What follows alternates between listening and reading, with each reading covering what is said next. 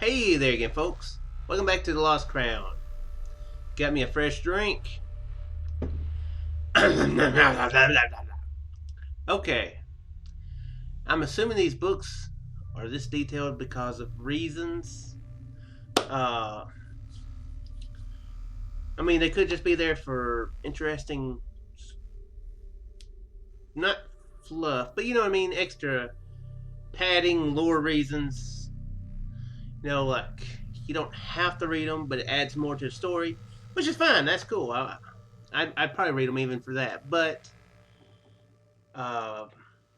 especially since I clicked on that fourth book there, has some charts in it, pictures. I'm assuming these are probably going to be important to some extent in pushing the story forward or solving puzzles, that sort of thing. So yeah, this has actually been a very light on the puzzles so far. Mostly it's about exploring and letting things unlock itself.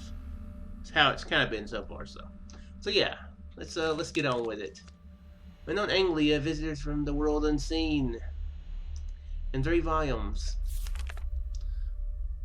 Well, hey, they're ghosts, so this is actually hopefully pretty interesting. Crossroad ghosts have always featured highly in supernatural compendiums and investigation portfolios. Many reasons have been offered for why crossroad ghosts are so prolific. Okay, I see what they're saying. Ghosts that are at crossroads. Okay. Many believe that murderers, suicides, warlocks, and thieves were strung up at such sites. Are buried alive. Yeah, warlocks. They mingle in with the other guys, the murderers and the suicides.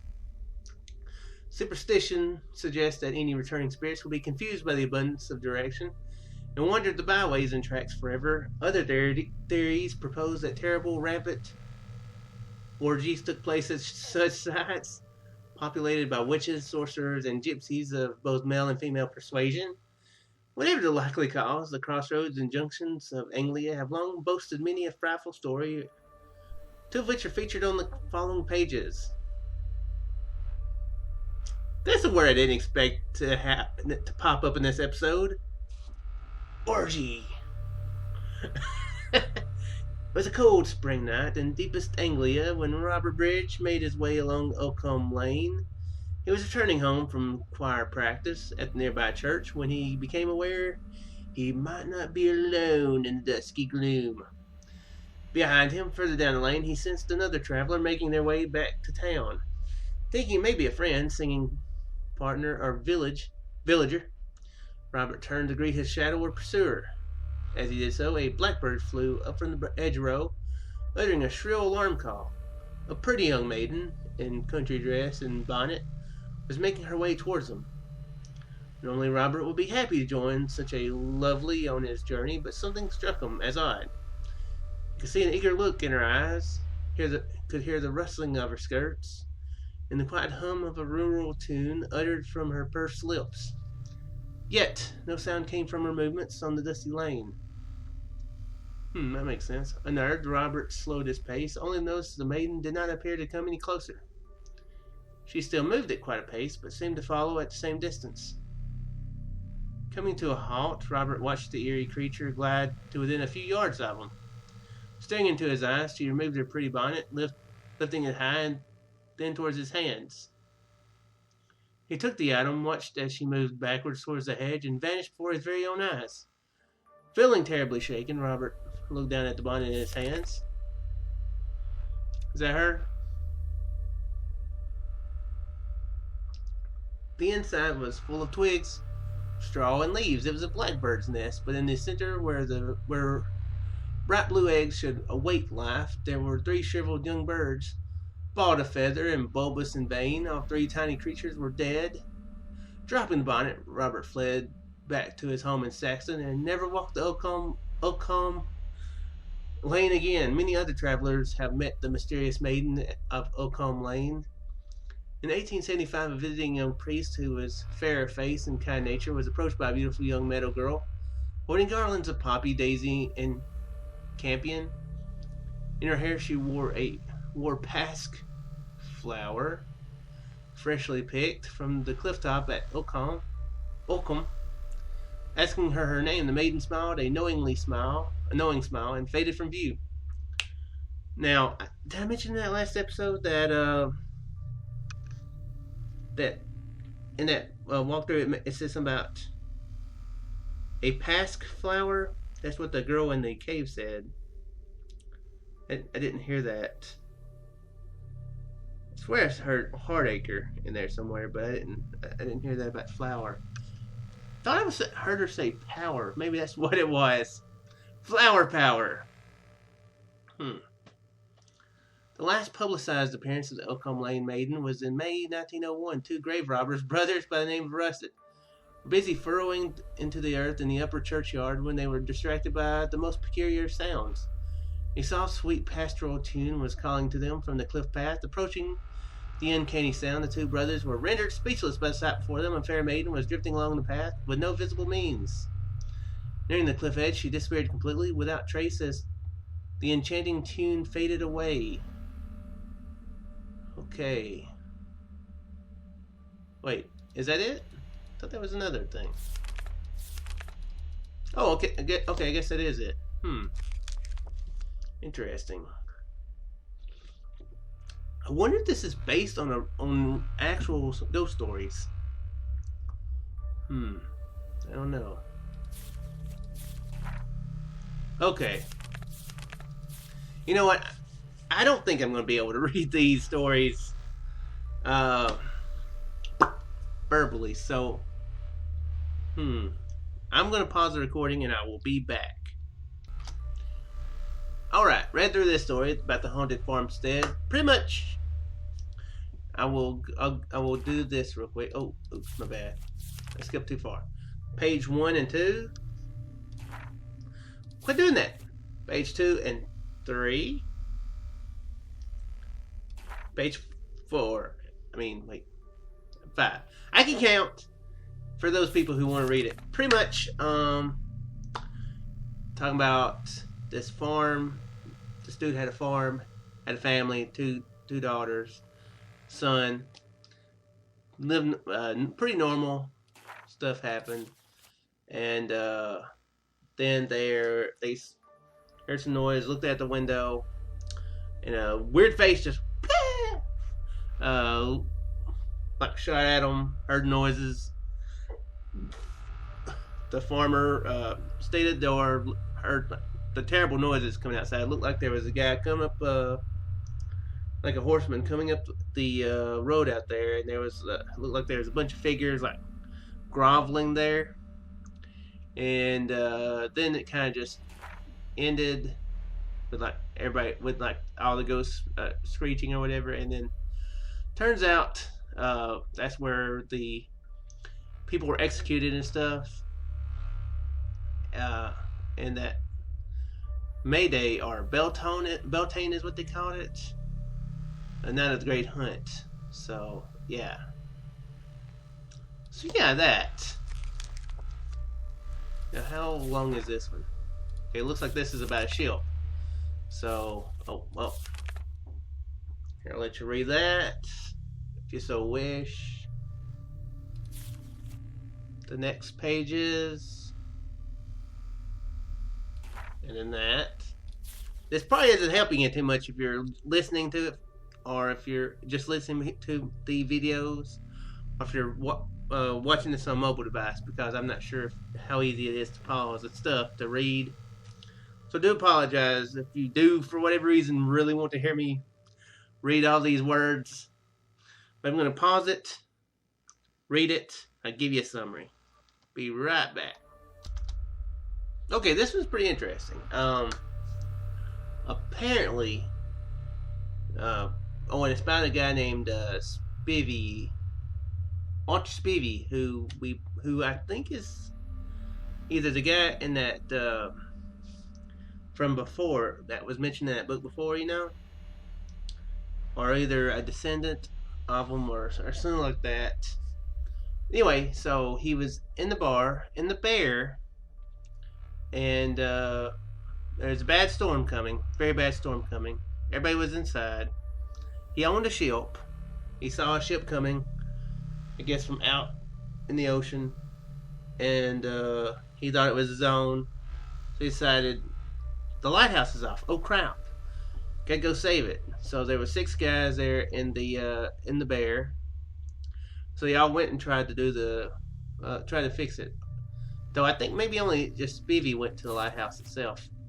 But anyway, every time he tried to light the thing, it would go off. It would be like, woo, going good, and then just off every time he tried to light it. And the ship kept coming, and kind of disappeared. And he goes back, tells the guys at the bar, dude, the ship just disappeared. And so a guy there at the bar talks about how there's a plan to kill the queen. And they were going to, I think, where they come from? Spain? Is that where they came from?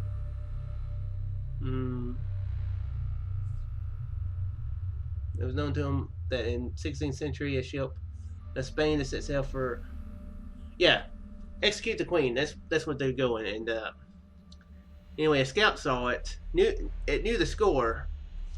A scout saw it, on the shore. Knew the score, and so he went and extinguished the lighthouse, and the ship crashed on the shore to protect the queen. And so yeah. And then this is the interesting part of it, because I think this is actually quite related to the story itself. Upon hearing the historical tale, Spivey and those within the Bear knew what they had seen that night. The ghostly form of the invading ship had attempted to reach its goal once more. Saxon had once more performed disloyal duty. Many believe that Saxon, and much of Anglia, is still protected from invasion by the Anglo-Saxon crowns.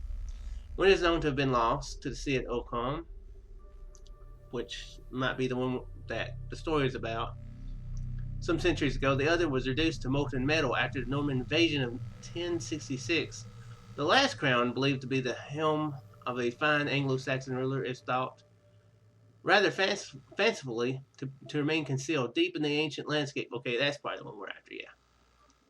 Superstition tells that Anglia and England itself will fall if the last crown is discovered and removed. Ooh. But we destroy England. Is that what this game is about? Okay, now this has a lot of symbols in it. That's all there is. All Anglo-Saxon symbols have 4 meanings based on the angle of depiction. For example, the symbol for cave can be rotated to mean inside the cave, below the cave, above the cave, or outside the cave. Likewise, a symbol for a person can be rotated to mean man, woman, boy, or girl. A trained eye can spot subtle differences between the symbol and decipher the hidden message within. Combining symbols at different angles can create whole sentences, poems, and even directions, like symbolic map markers to locations. Great Scott! That's probably what we're going to have to do.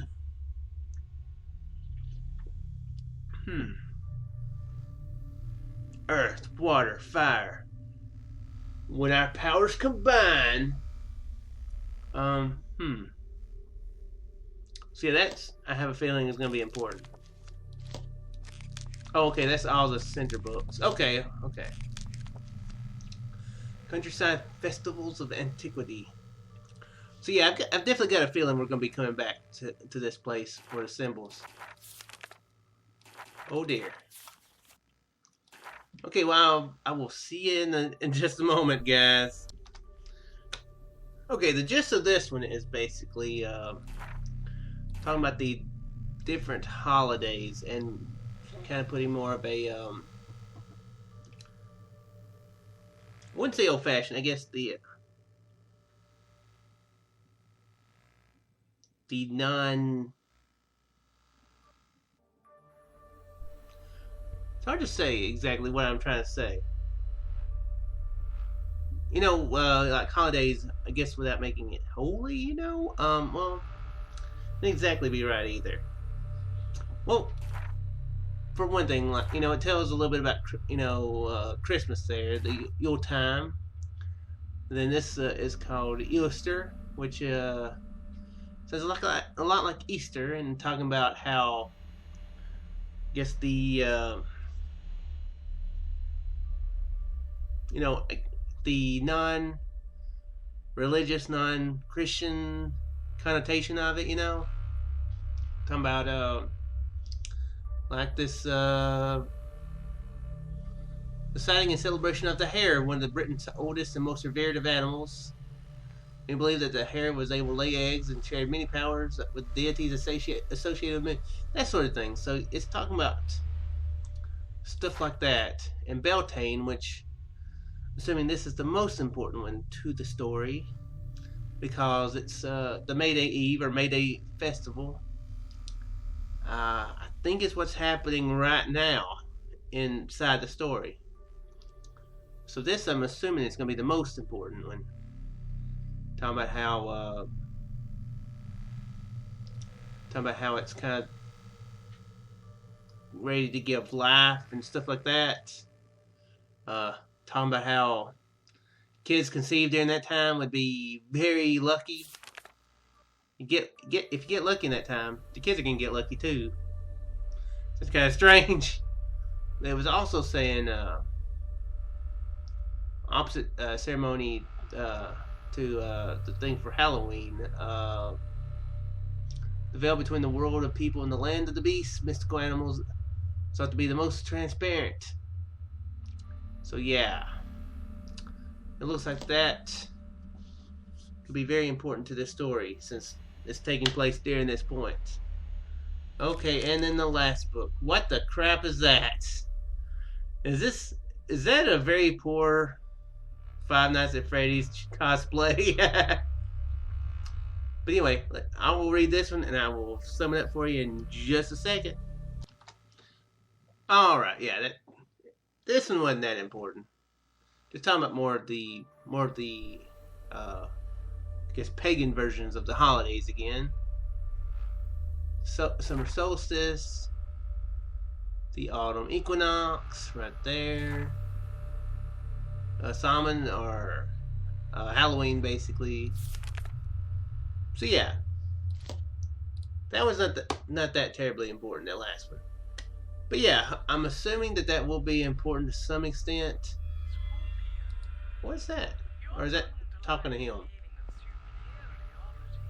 Okay, that's talking to him again. Okay. Thanks. No. Alright, but anyway, guys, I hope everybody enjoyed Storytime. Storytime with Shook. Yeah, not a lot of progress happened at all in this one. I'm assuming we're probably going to have to go back to those at some point, especially for those Anglo-Saxon symbols.